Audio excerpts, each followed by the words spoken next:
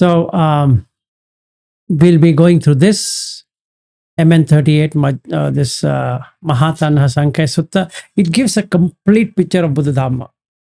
If we understand this sutta in its sense, and it will take you to Arhat Phala Samapatti. Okay, the minimum qualification for that is Sotapanna and above, and the maximum qualification is Arhat. So that's all what it is. So if you take a minimum qualifier, any person who is not a Sotapanna or still not understood the Dhamma might not able to understand, even though the explanation is given and all that. If somebody is already Sotapanna or a Sakadagami, he or she shouldn't be able to not understand this. So there'll be a good test on those people who have joined online or those people who are going to listen to this to check for themselves what is their level, where do they live, meaning where do the mind takes them, and what is that they can make out of this sutta. So I don't want to go through the initial part of the sutta. I'll go through the sutta where I was talking to Ravindra this morning on how we should see the consciousness. Okay. Before we get there, let me explain what is consciousness. As far as Buddha Dhamma goes, we have done a lot of sessions on this, but it is good to understand what's the meaning of term conscious. What are you conscious of? Consciousness means knowing a particular thing, to know. Now, in the Kajjaniya Sutta, the Buddha explains what does it know. It knows this is sweet. You don't have to teach. It knows it is sour, it is salty, it is astringent, like that. So I don't think so any one of us have been taught to say what is sweet. I don't think so. We feel sweet, but the quality of sweet might vary. That is subjective. So the reality, what is presented by this consciousness, is always subjective. You can't have an objective experience of anything. That means there is always a room for misunderstanding, because this established consciousness is not pure, even though it is. But when it comes to explanation through verbalization, let's say somebody sees green. The seeing of green is conscious experience. But somebody can say it light green, somebody can say it dark green, somebody can say it parrot green, somebody can say it some other green, grass green or some other green. But when again grass green is said, then the grass is a conscious experience for that green. So it becomes slightly complicated, but this is the overall thing, that when we verbalize, verbal is one thing and experience is another thing. So there is no way to explain an experience in a language. There's always a gap. So there is a conscious experience. When we say conscious, is this sweet, sour, salt, astringent, salt, or any other flavors of it, easy to remember. And to explain it, you have to use language. And language has a problem. It cannot exactly say what it is. So the subjective experience is language, objective experience is consciousness. This is how you can see. Any question before we proceed further? So, subjective, objective. Every experience we explain is subjective. There is no objective experience as far as we explain.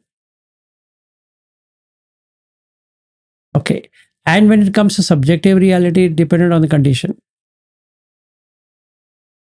If the wife comes in front of it, then there is a wife experience. If somebody else comes out of it, then somebody else experience. As long as the wife comes, there is experience of wife. And when the wife goes away, the experience also goes away. This experience is what is termed as consciousness. So, I think you're clear. If the wife is not there, you will not experience wife. If the wife is there, you will experience wife. In the same way, if you are so called in Brisbane, you will experience Brisbane. If you are not in so called Brisbane, there is no way you can experience Brisbane. Like while right now you're sitting at your home, you can't experience Brisbane or Bangalore or San Francisco or any other place. Like, are you sitting in Mountain View? Cannot experience Mountain View because he is not in Mountain View. He is at his home. So, at the max, he can experience a chair or a sofa or whatever he's sitting. Same with all of us. So, if you really see what's happening, now you can see two kind of experience. One which is a subjective reality, which says you are in Brisbane or in San Francisco or in Bangalore, and one which is objective experience, which is just basic awareness. It has no Bangalore or Brisbane or San Francisco or Mountain View or whatever that is. In the same way, when I see an object, there is a subjective experience and there's an objective experience, and subjective experience brings in wife, but objective experience doesn't bring in anything. But due to the conditioning of the mind, it takes the subjective and drops the objective. Okay. This cannot be experienced by a person lesser than a Sotapanna or even a Sakadagami. It would be pretty difficult to see the subjective and objective which comes together and see it as separated. Okay. Those people who can't understand this, please excuse me. And those people who can understand this, excellent. You are proceeding on the path. If you can't understand this, nothing that can be done till you reach a particular point. So you keep trying to reach that point. Again, repeat what I'm saying. If I am experiencing at present, I can only experience the seat on which I'm sitting, which is actual and objective experience. There's just an awareness of sitting. Whereas sitting in Bangalore is an subjective experience. And I can't really experience being in Bangalore. Even I can't experience being in my home. And that's true. There's nothing called as home. There's nothing called as Bangalore. And if I deep dive into it, there is no sitting also. That means there is vacant, void. There is nothing. It's just conscious, just being aware. And that's the actual reality. The subjectivity is there is a chair on which I am sitting, and this chair is in the room, and this room is in the building, and this building is in Bangalore. And all of those are conditioned realities. Bangalore being there, this house is there. If Bangalore is not there, the house is not there. In the same way, if the six senses are not there, then there is no person at all. Okay, so I've spoken from the point of Arhat, point of Anagami, the point of Sakadagami, the point of Sotapanna. Anybody lesser than this can never get this Mahatanha Sankaya Sutta. Okay, no matter how much they try, it's not possible. So now we come to Sati, the person who has a misconception on consciousness. And this whole sutta is on consciousness, not on anything else. This entire huge sutta is on consciousness. So it will be good to understand what are we talking on consciousness. So there is a subjective experience, there is an objective experience. And objective experience itself has no experience because there is no experiencer. The subjective experience has an experiencer, and hence there is Vedana, feeling. So there is a good feeling, there is a pleasant feeling, there's an unpleasant feeling, there is neither pleasant nor unpleasant feeling.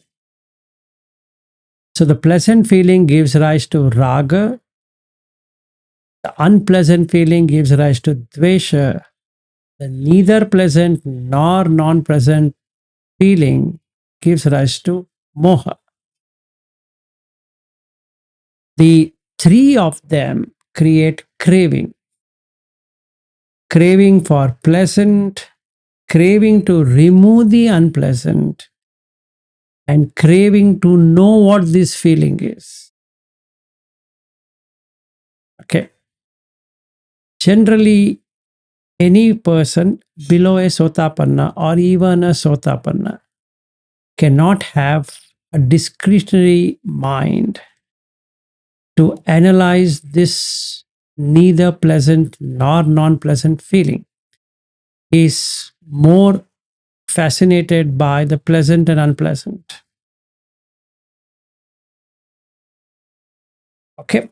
And this feeling is driven by craving, and this craving will come due to six senses, and this six senses is now fueled by consciousness.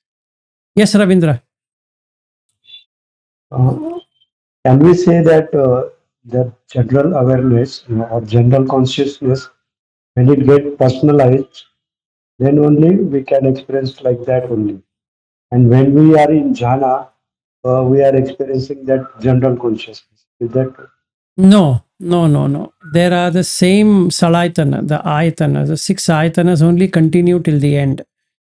So the consciousness experience or conscious experience from sensual has moved to jhanic. So if you see from the first jhana to the eighth jhana, it continues with ayatana. Even in the Chula Shunyata Sutta, Buddha says what remains is ayatana. That cannot be removed. You can remove everything, but not that. So there's nothing called as general consciousness and a specific consciousness. It's just consciousness. And the consciousness comes into existence because of condition.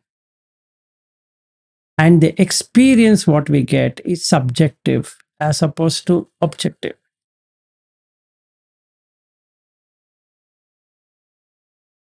okay? Yeah. Like Ravindra, now you are in this house. When I say this house, there's a subjective experience. But if you try objectively finding out this house, you'll never find it because it never exists either. Because the Nibbana is unconditioned. So we can't say there is a conscious experience of objective awareness.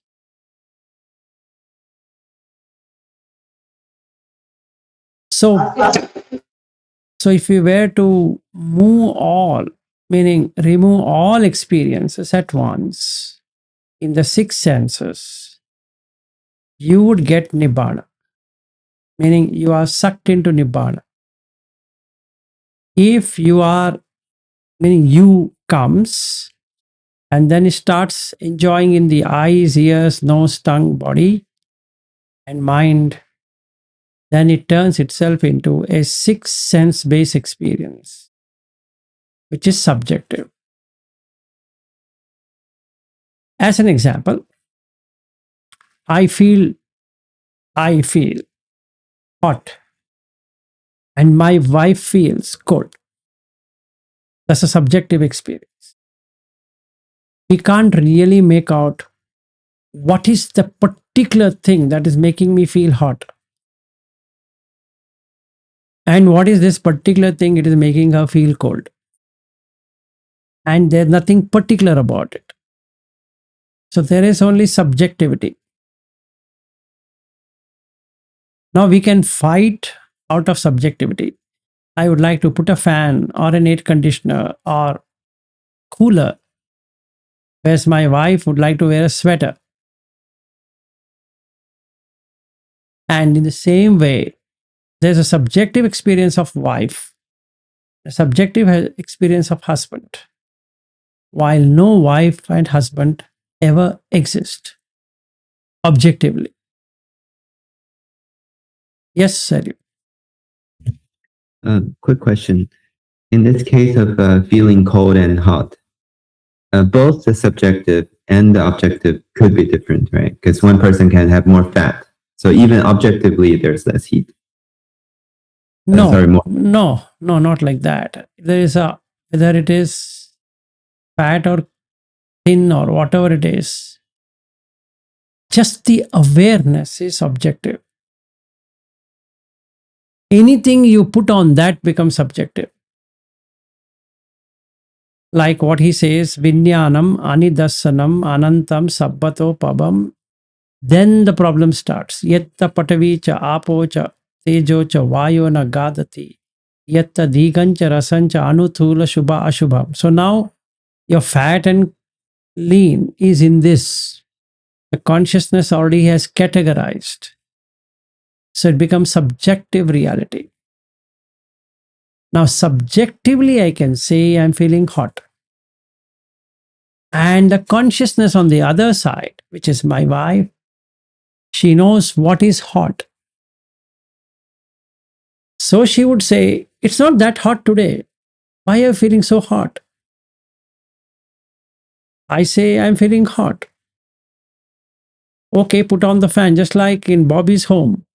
Bobby had kept a cooler for me, a tower cooler, to cool myself off. And they all used to come out with their blankets for morning. When they used to get up, we could see four ghosts coming out of the rooms with the blanket like this, and then they start walking and all that. So by chance, there was only darkness, and you would see four ghosts at 5 a.m. because all the four of them feel cold, and Bobby feels cold. Not, I don't know about Marin that much, but they all feel cold. I was the only crazy guy around there, feeling hot all the time. So during the time when it was raining, I had put on the cooler and slept. Okay. Now, what experience is that? It is subjective. Did I ever have an objective experience? As long as a language goes, they can't be. If you start defining the objective, then it is subjective. And that's the reason you can't define Nibbana. That's a conscious experience, but without experiencer. So there's no one to experience Nibbana. Because Nibbana is the total unconditioned state. I don't know how to put this in words. And hence I said anybody lower than Sotapanna will not understand anything at all. And in many of the Thai books, it said that Sotapanna gets a glimpse of Nibbana. I don't know what is the meaning of that glimpse. But anyway, if these traditions talk about glimpse, you should now understand the glimpse. The glimpse here is objective experience, which is not your experience because there is no experiencer. It's only consciousness, not conditioned consciousness. So, what Buddha now does is to put a stop to this unconditioned consciousness which Sati has got confused with, and rather take him on a nice ride with the conditioned consciousness, which is subjective. Question? Are you fine till here? I want to go slow so that you don't get overwhelmed. So please remember, if anyone explains you about objective experience, it means that person has misunderstood. There can't be anything called as an objective experience. There can be subjective experience. Absolutely fine. Subject to the condition of eye and sight meeting. It is subjective. For someone, the same object might look good. For someone, the same object might not look good. Fair.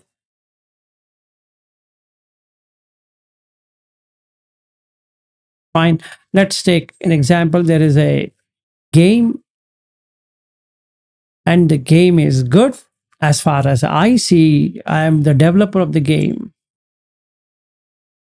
But my superior or my boss would say, what a stupid way of your game. It's subjective reality, not objective. I can get pissed off because I've worked for 2 full days and nights to develop the POC. But my boss can just say, it's bullshit. It's subjective. What happened to the effort I've put? Well, that's again subjective. You mean to say there was no objective at all? Yes. If an objective experience comes into subjective, then there is no thing called as unconditioned. Asankata cannot happen. It becomes only sankata, conditioned. So henceforth, when we are now going to go forward with this Mahatanha Sankaya Sutta, you need to remember it is only a subjective reality. Okay. So Brisbane, Bangalore, San Francisco, Australia, United States, India, China, this, that, Indian food, continental food, cuisine, or call by whatever names, If you define it, it's subjective. If that which is undefined and cannot be experienced is called or known as what? Lokuttara, meaning beyond the six senses. So the Nibbana is not in the sixth sense. So you can't explain Nibbana. And that's what he quashes it in MN1, Mula Pariyaya Sutta. Because they have a misconception that they can define Nibbana. I am in Nibbana. I am entering Nibbana. I experience Nibbana.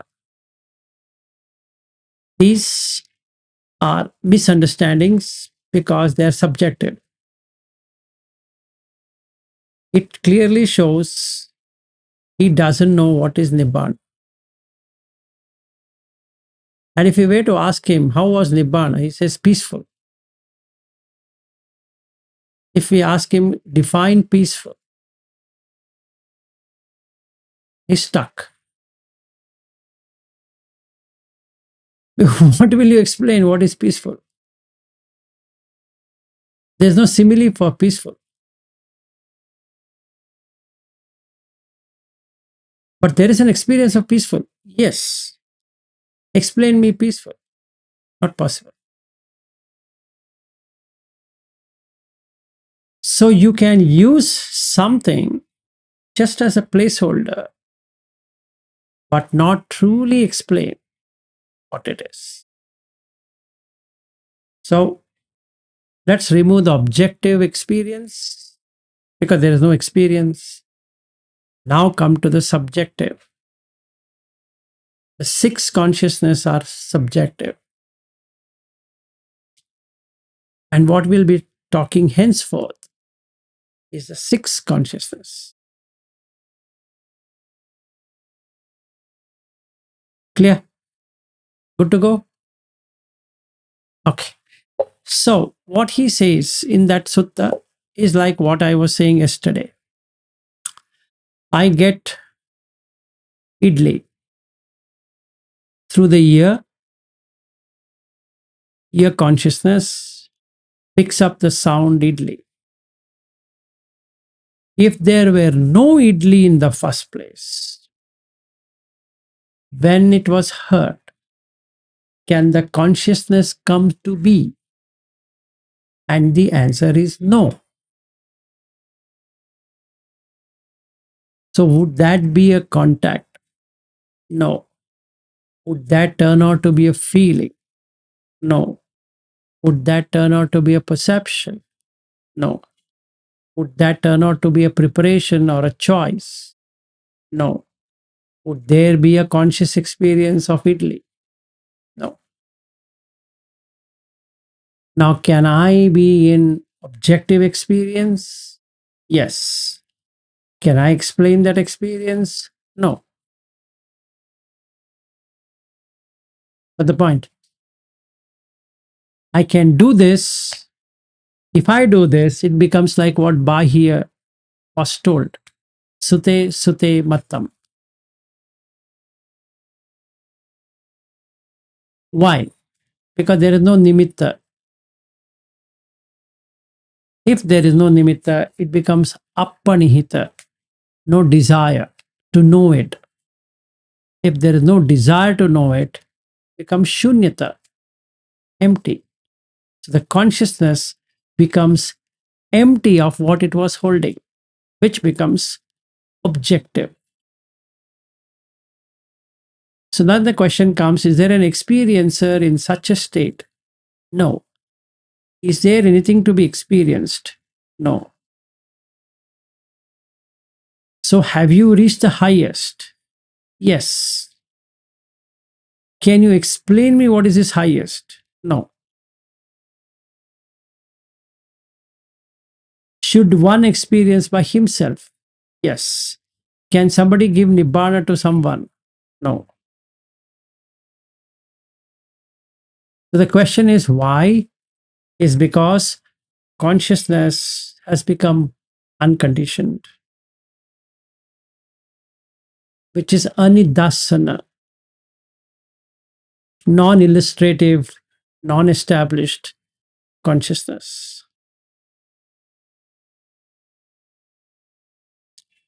Okay. Another thing, small. Let's start small. Does Bobby exist? You can say yes and no. You can't say no. You can't say yes. You can say yes and no. So is it not absolutism? No. Is it not annihilationism? No. Is it not subjectivism? Yes. As long as the body exists, as long as you call that body as a Bobby, so there is an experience of Bobby. If by chance I remove the label called Bobby from that body, the very moment Bobby is gone. So let's take an example. Bobby comes to India. He meets some Bhante here, and he gets so impressed by that Bhante that against the wishes of Merin, or he goes to Sri Lanka. Why Bangalore? Bangalore doesn't have anyone. He goes to Sri Lanka. Or he loves Thai tradition. Maybe he goes to Bangkok. Okay. But he goes there and he is called Ajahn Bobby Thero. Bob Thero. Ajahn Bob Thero. Okay. And that's it. Over. And he now holds he gives off the Australian passport, say that I'm no longer interested in Australia. No, he keeps the Australian passport because all the Thai monks love Australia. So he keeps that anyway. But he also has a Thai passport. And the Thai passport says Ajahn Bopthero. What happened to Bobby? He's gone.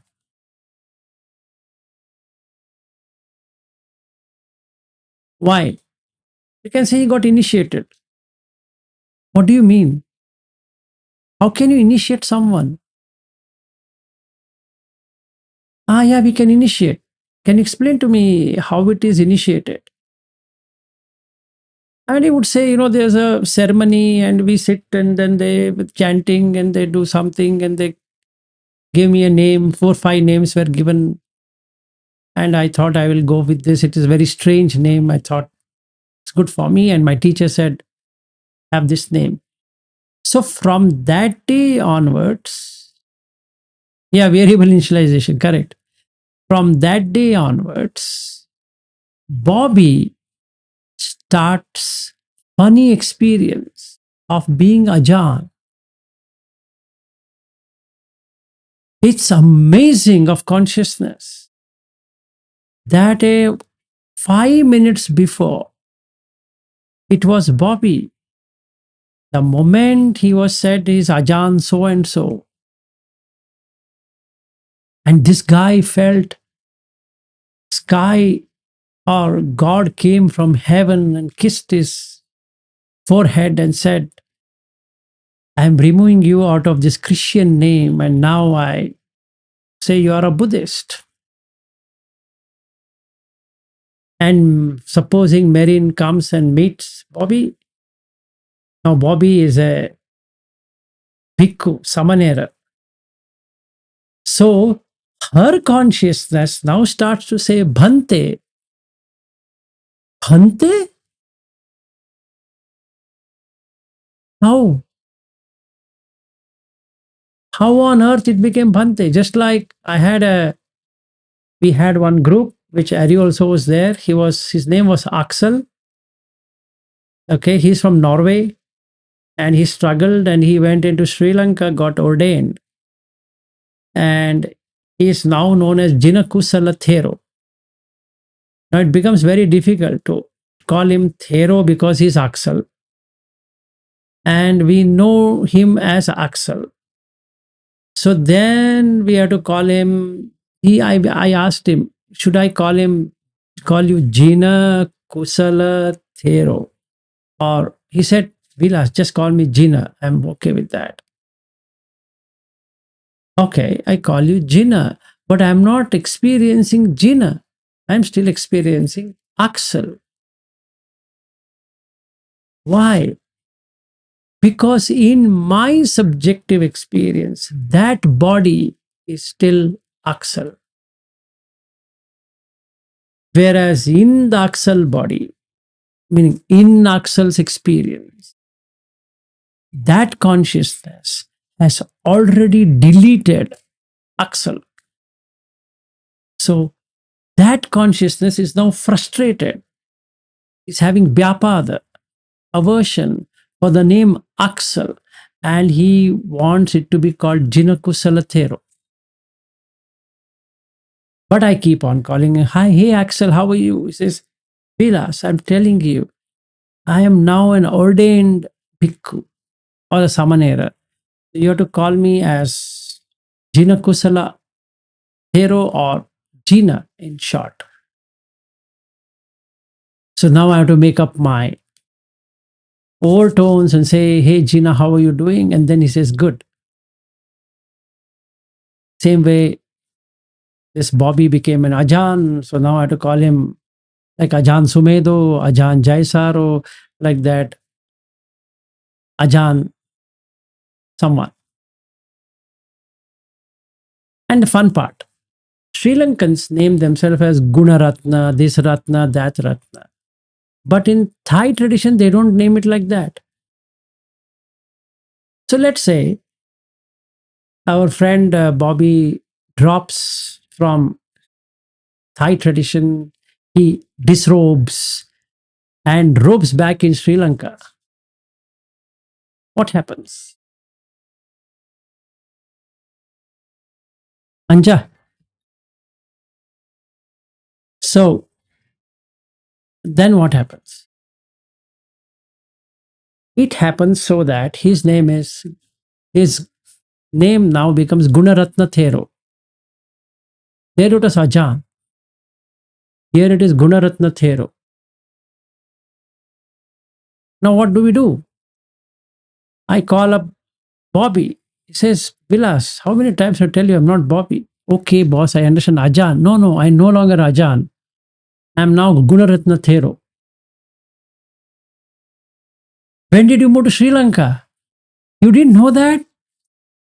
I moved to Sri Lanka, now I am a Sri Lankan monk. But who is this person speaking? It's just a subjective. So hence, Bobby can be married, Bobby can be divorced, Bobby can have children, Bobby might not have children, Bobby can become a Thai monk, can also become a Sri Lankan monk. Because that's what a magician will do. He'll do magic. But one who has seen this magic will not get caught up in the delusion. So he will not consider this person sitting there as Bobby at all in the beginning because it's subjective experience. He will not take him to be an Ajan either because that's not true.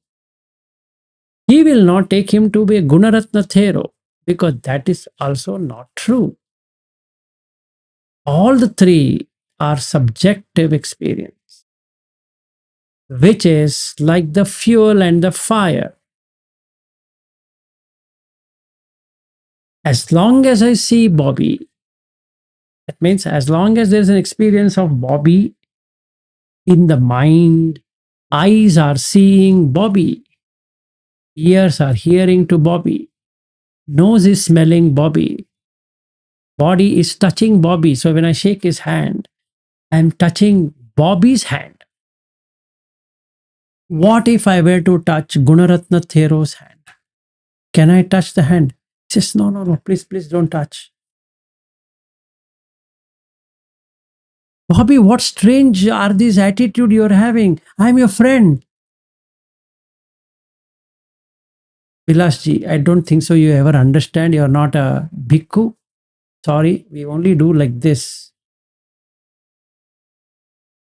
And Bobby, can we go to a restaurant to eat? Sorry, we don't eat in any hotels and restaurant. We only cook here and eat. We are forest tradition people. But Sri Lanka doesn't have forest tradition, is what I heard. No, Sri Lanka also has forest tradition. We have joined, I've made sure I joined the forest tradition. Okay, okay. Now, what should I eat? We don't know about that, Vilas. I don't know. You can go and eat wherever you want. But as far as I'm concerned, I don't eat. Okay. Okay, Bhante, I want to gift you something. You can gift it in the office. You don't have to gift me personally. Bobby, what's wrong with you? I am your friend.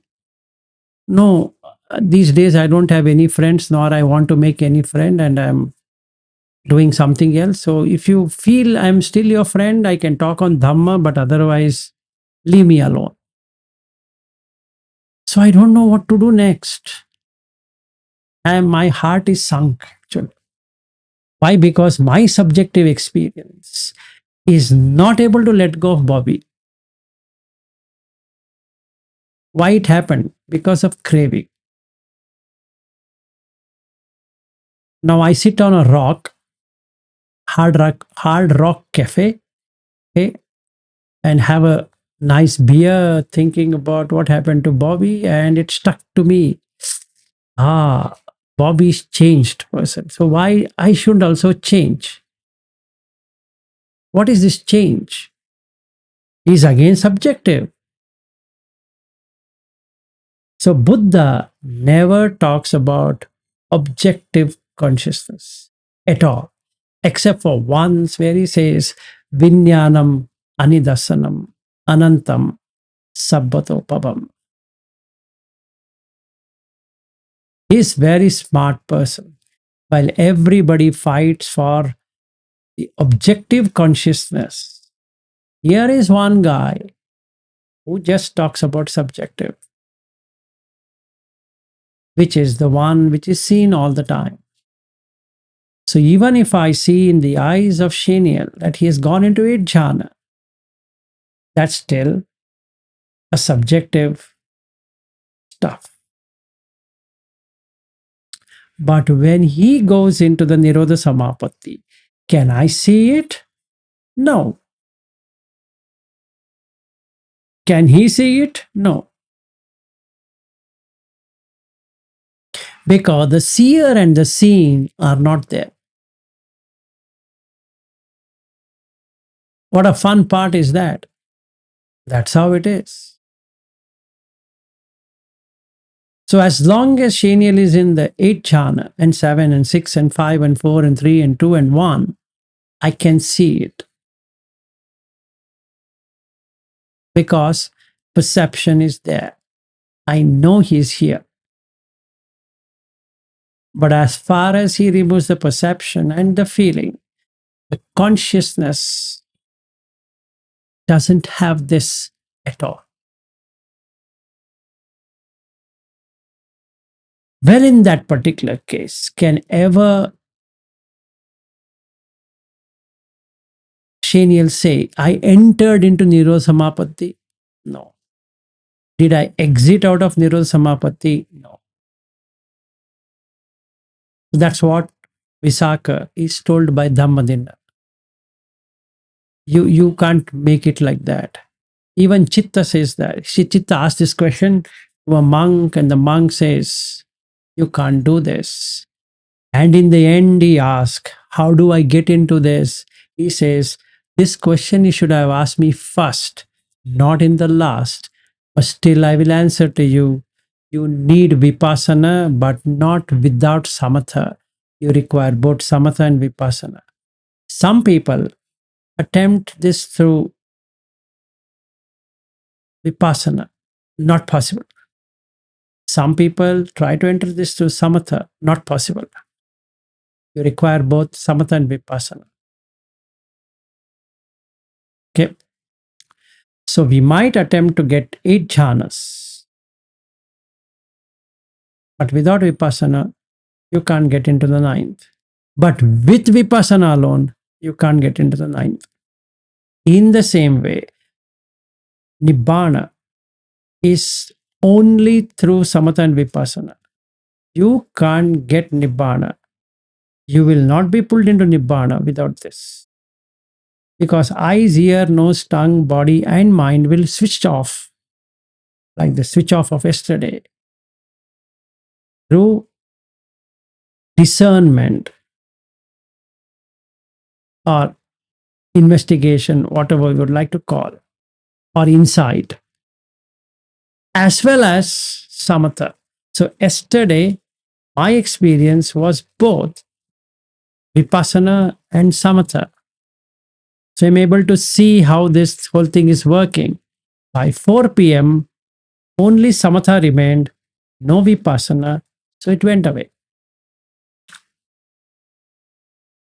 So, if I could stay in this state for 7 full days and then it sticks, if it sticks, I'm arhat. Otherwise, no. So at this point in time, I am no arhat because it didn't stick. Yes. And I guess after, if it had stick, then you wouldn't need vipassana either.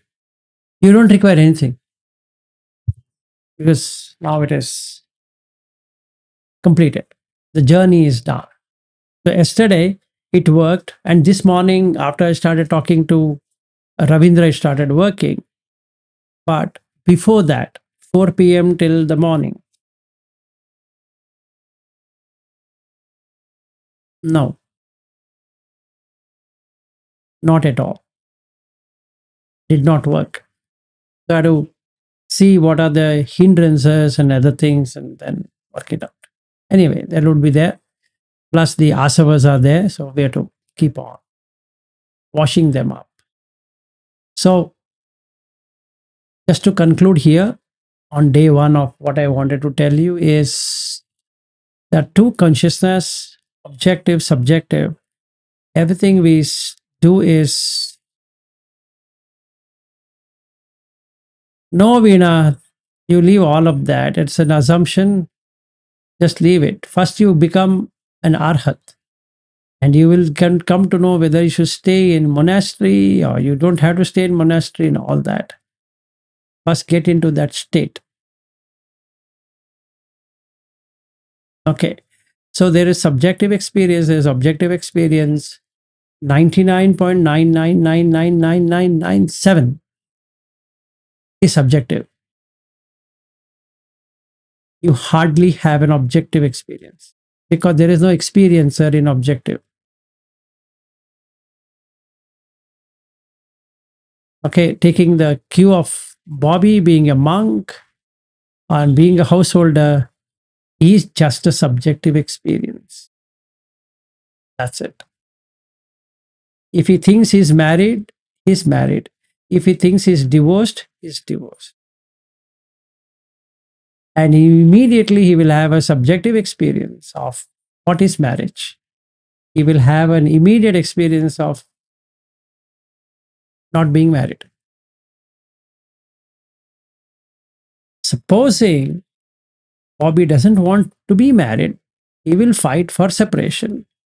And supposing he wants to be married, he will fight for getting a wife, which is subjective. So the reality which is presented to all of us from morning till night, to the next day morning, to the next night, like that, is subjective. So six senses are subjective. Yes. I guess this subjective is synonymous with conditioned. Yes, it is. It's dependent on the condition. That conscious experience is dependent on eye and sight. Like I was speaking about the green grass. Are you the the what's that? The grass for mowing in US, like in Mountain View, that grass is exactly not same like what Bobby has. He also has green grass, and they have to mow the thing, and exactly not the same what Shaniel has. Okay, if while you come to Australia, since you have not visited Australia, you take some photographs and videos of your green grass, and when you land in Brisbane, verify with the green grass of this place. The texture is different. Every damn thing is different, even though it is called as a grass. So, what you get in Brisbane is a subjective experience. So, it will make your perception go different. And Shaniel has visited many times to US. I think he will agree with me that the grass what is grown in Brisbane is not the same grass what is there in US, even though both countries mow their whatever piece of land they have. In India, we don't have grass, because if there were grass, all the cows would have been grazing it. So people decided not to grow grass at all. So in India, we have plastic things. So the cows eat the plastic covers and all that fun things. Okay, so you can do that. You will really see what I'm trying to say. It's just a perceived reality. It's a subjective perceived reality. We can put it as a mowing as a mowing, but when you really see the grass, it's different. Like Bobby also has a nice backyard and front yard and all that. And he has pickets as well. So you can see, I think he mows or uh, Marin mows it. But anyway, but that grass is different. And then the question comes, is that grass is also a grass? No, it's a subjective experience. Is a grass green? Varna. It's a subjective experience. Is a grass having rasa? Is it also true? It's a subjective experience. Yes, it is there. Rasa is there, but that experience is subjective. Gandha, smell. Smell the grass. The grass, what you have, the grass, what they have, is totally different to smell. Now comes to the fourth one, nutritive essence, oja, is the nutrition in US grown grass same as the Australian grown grass? Absolutely not. They both are different because the soil itself is different. So, how can Australian grass be equivalent to the New Zealand grass and same as America? No. So, then can you believe on this, or can you rely on this subjective experience? Absolutely not. If you can't rely on the grass itself, can you rely on a human being? No. So, can I drop off the human being from my book? Yes. And then you are pulled into what reality? Objective reality. And you're done.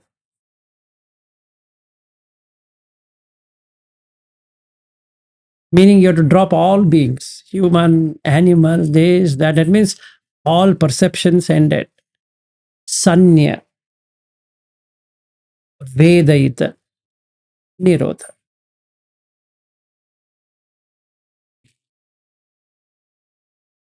As long as you are in perception, you will have only subjective experience. Yes, Bobby.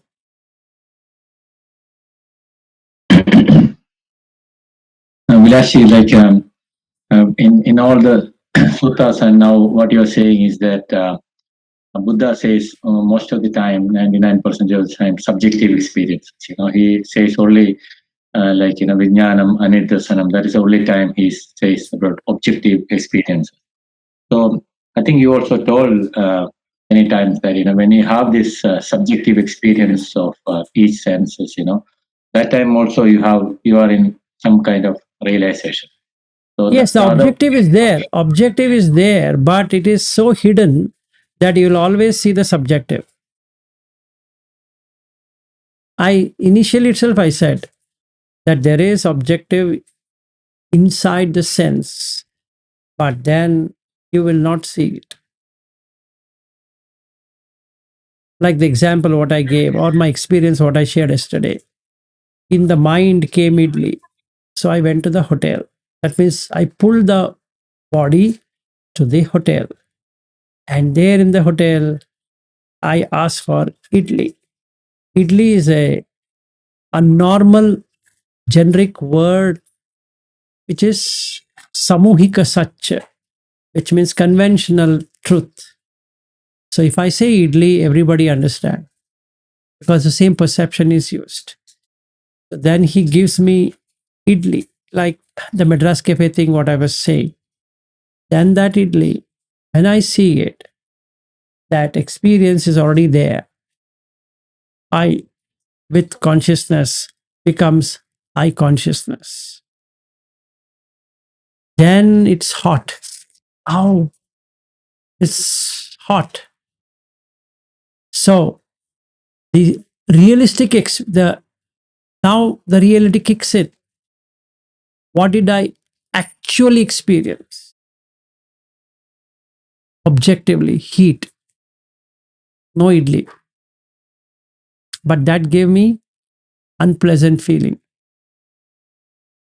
But it's hidden. What feeling I got? Unpleasant. What did the feeling I got in the eye? Pleasant. Ear, unpleasant.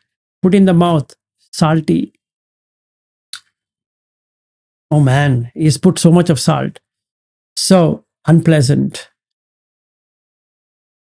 Touch, hot. Taste, unpleasant. Sight, pleasant. Smell, pleasant. Sound, there was no sound heard of cutting the idli. But when I'm cutting using the fork and the spoon, there is sound. And then what does the mind do?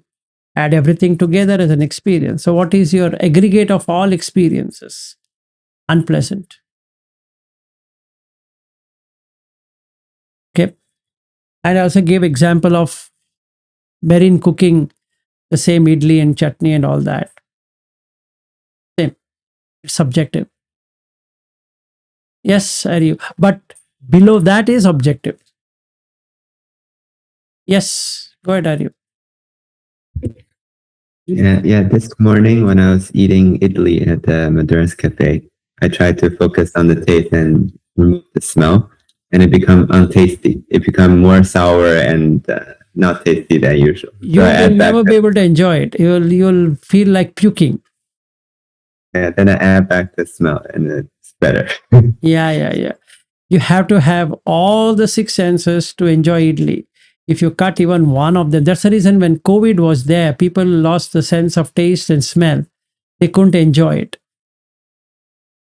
Even the same item was given to them, they couldn't enjoy it because the taste buds starts to work only when there is smell. If you can't smell it, you can't eat it. So the chutney and the sambar and that idli doesn't have much smell, but the chutney and sambar does. So if you try cutting off the no sense door by ignoring it or by focusing only on breaking out the idli, you lose the taste. It means it becomes pretty dry to eat. Can you do that with human body? You start to feel disgusted. It's same feeling, same thing. What you did with idli, you can do it with human body. So then what happens? It turns into Sanya Vidit Nirodha. You won't enjoy. And there is no bliss. The bliss here is there is no feeling and perception. You understand? When we say bliss, what it means, it's not a pleasant feeling. It's not having any feeling and perception at all. If you're having any feeling, then you have a problem. Yes, yes, Bobby. Ulashi, can we in Nibbana, where even there is a subjective experience and objective experience both, or is it only an objective experience? Only objective. A little bit of subjectivity will bring you back. Even if we see the changes and the anicca of subject and object, no. It doesn't work. And that's the reason Buddha shouts at Sati, what a misunderstanding you create. He's clubbed both subjective, objective, and made it the same consciousness goes to the next life. He says, what kind of stupid person are you? Which is true. Because objective experience is just objective. There's nothing, nobody there. But many times we have seen that this like from my experience, the consciousness also changing, and the Yes, that is objects also- subjective. That's both are- subjective. both are changing. No, It's no, not the no. same consciousness. It's not a same consciousness. It is not a different consciousness. It is just conscious experience based upon the subjectivity. Whatever the fire is, whatever the fuel is given, that fire will come. Like I was telling Ravindra this morning. Let's take an example. In India, they throw plastic covers, trash, everything outside the road. And the cow and the cat and rat and dogs and including humans, let's say, they can come and take it. And I feel unhappy. I take that as an example. You're seeing so much trash on the road. Is that an objective experience or subjective experience? Seeing it is an objective experience. The remaining thing, whatever is there, is subjective experience. So if you are in Nibbana, you will never have any experience at all. Like what he informs Bahya.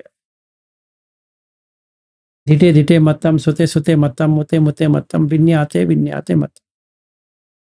Natena natatta. Neither this nor that. Okay. So if you say in every experience there is an objective experience, yes, absolutely true. But can I define the objective experience? And the answer is no.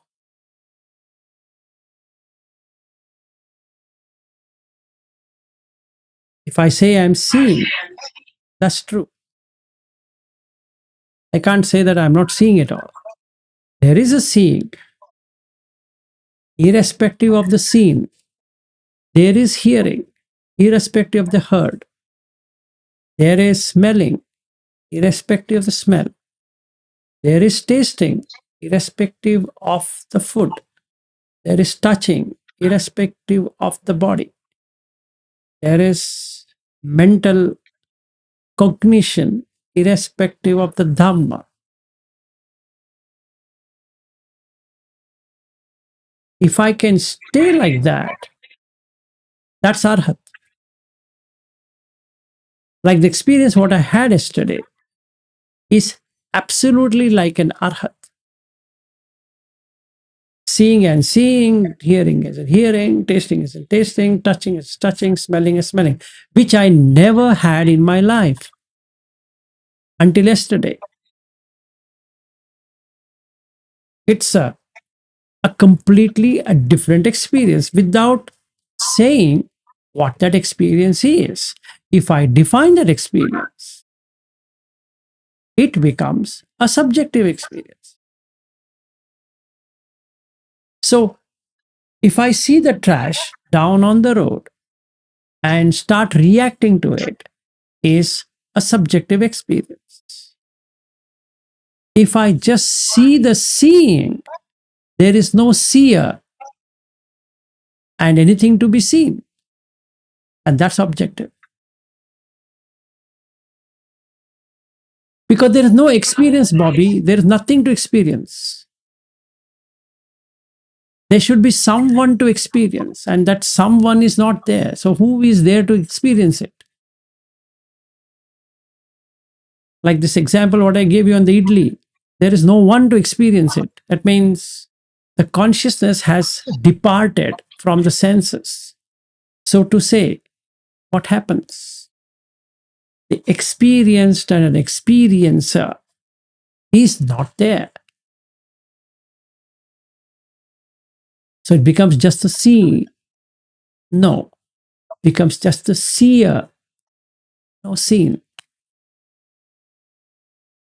Dite mattam. Mattam means only to that, not beyond that. Then becomes an individual experience. I saw trash on the road, which is a subjective experience.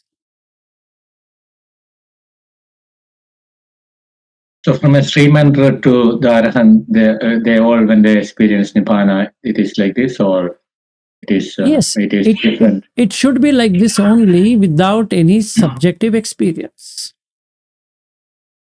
So, like in many traditions, they say just like a road bent and he sees the first light and something is there at Sotapanna and all that.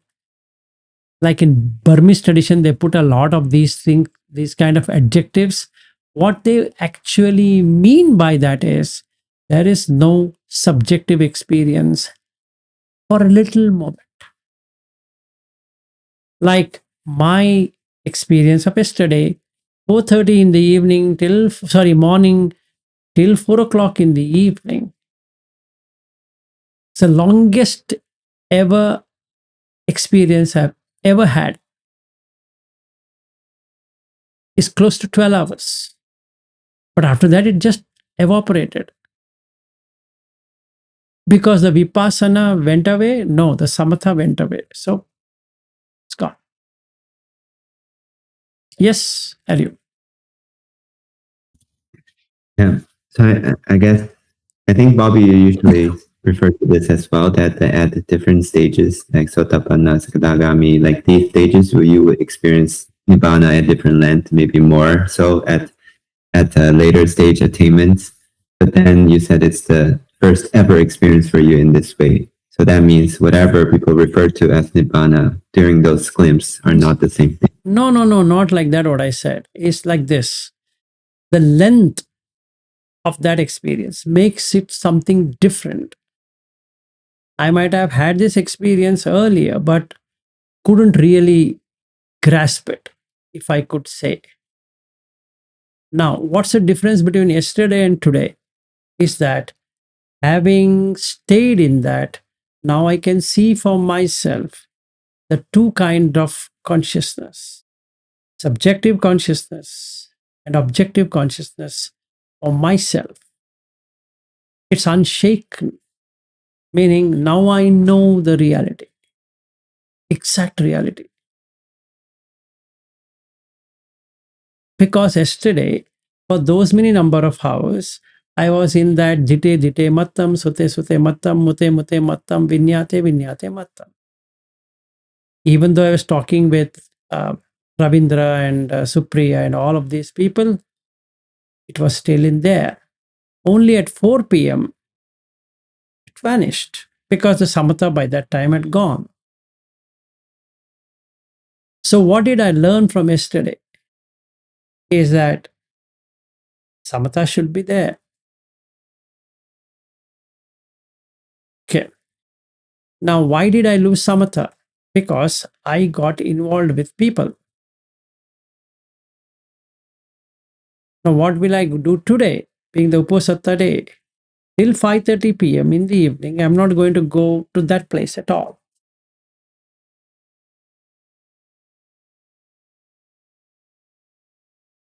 Anyway, I've told them what to practice. I don't have to go and every few minutes go and check up on them. Not required. So, what it should do? It should get back to samatha. So, panya vimukti and cheto vimukti becomes upato bhaga vimukti. But from the panya standpoint, I still have. But what about the samatha point of view? Not there. So it went away.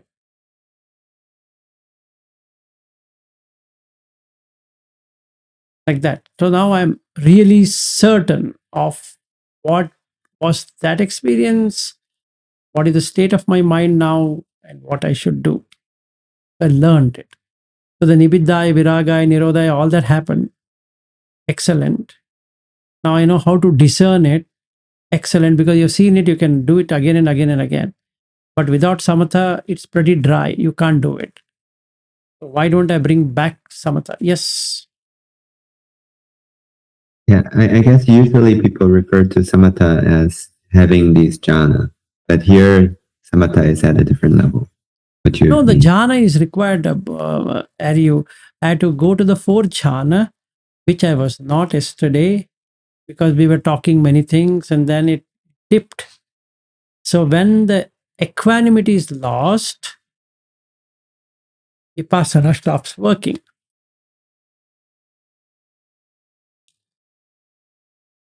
So if I were to have dite mattam, sute mattam, mute mattam, vinyate mattam, I need to have both working together. And that tallies with what the monk says to chitta.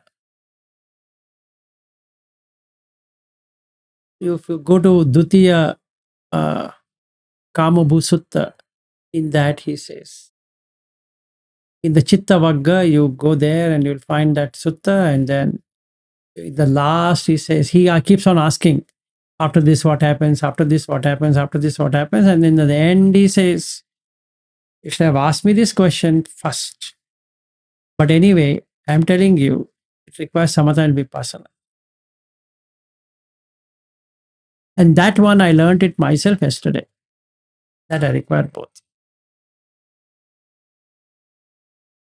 So it is a personal experience now that, okay, whatever is there in the sutta, I'm getting the same experience. Okay, so that's it, I guess, for today. And Shaniel, don't worry. When I'm there, we'll do this practice of this sutta along with Dhatu Vibhanga and Salayatana Vibhanga, all the three of them, and that will cut off everything. Right. Thank you, Vilasji.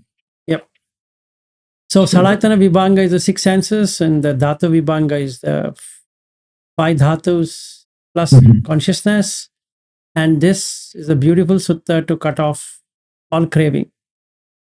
And we'll come back to the Asava Sabbasava Sutta. And if everything works out, then you would even reach Arhat if everything works out. So let's wish for the best. Yep, that's all we can do. Yep. So let's work it out together and see. And then when Bobby keeps on coming here and there, then we also make him, we also transform. Yeah. Maybe he'll become some Bhante so and so. Because he always has that in his mind. I want to be a monk. So maybe we'll make him feel a monk. Mm. Good. Okay, thank you so much. All Have a right. wonderful Yeah, afternoon. sure. So we'll continue on this tomorrow with the next set of the same Okay. sutta. Great. Thank you. Okay. Good day. Good night. Oh, Bye-bye. sorry. Yeah, good night, Ariu. Bye-bye.